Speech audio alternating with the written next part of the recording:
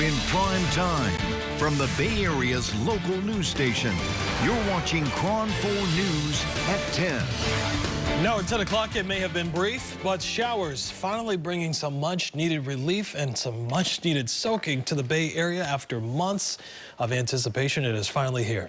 That is where we start this Sunday night here on KRON 4 News at 10 o'clock. Thanks so much for joining us. I'm Jonathan McCall. And I'm Justine Waldman. Those showers definitely helping to bring some areas that needed some rain, a little bit of relief tonight. The National Weather Service is reporting some areas in the North Bay saw as much of a quarter of an inch of rain today.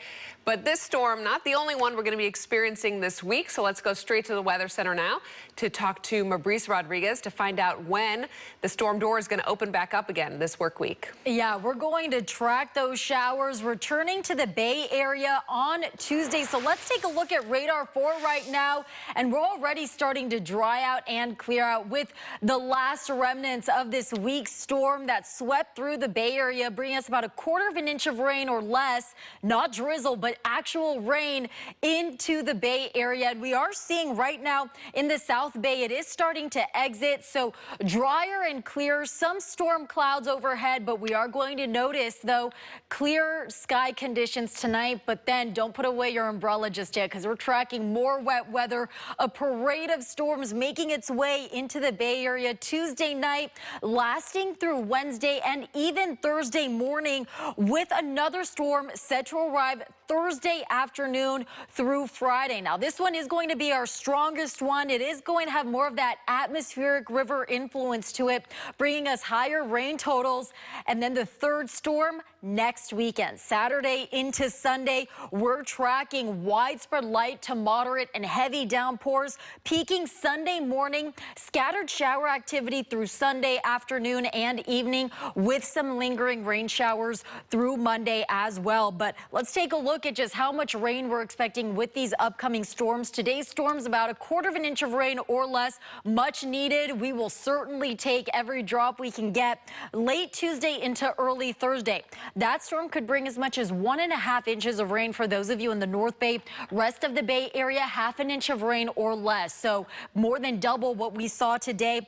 And then that atmospheric river, even higher amounts than that second storm. So we are certainly in for the wet weather ride all week long, especially starting in the middle of this upcoming week.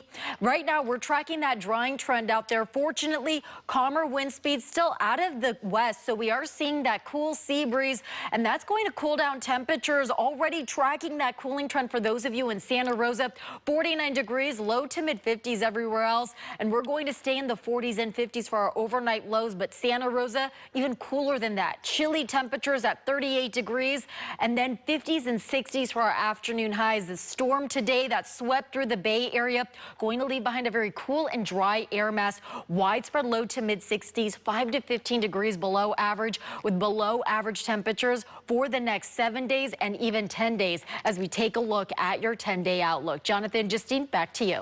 Marisa, thank you so much. Meanwhile, we want to show you this video of a power pole that has been sparking, triggering a fire. This is the scene that has been happening all across the Bay Area tonight because of the rain as it's been moving in, triggering these fires on these power poles. And once again, we are seeing plenty of these happening tonight. And because of this particular scene, this scene is also happening. This is a live look at the PG&E power outage map. You can see there are plenty of outages being popped up, being reported all across the Bay Area tonight. Real quick, those two red triangles that you see on your screen on the far east, that's in Dublin and Pleasanton. More than 6,800 PG&E customers without power. On the west side, underneath San Francisco, south of San Francisco, in South San Francisco near Daly City, nearly 6,900 PG&E customers in the dark tonight. So this is a scene that's going to continue to play out. We'll monitor this for you overnight and online at KRON4.com.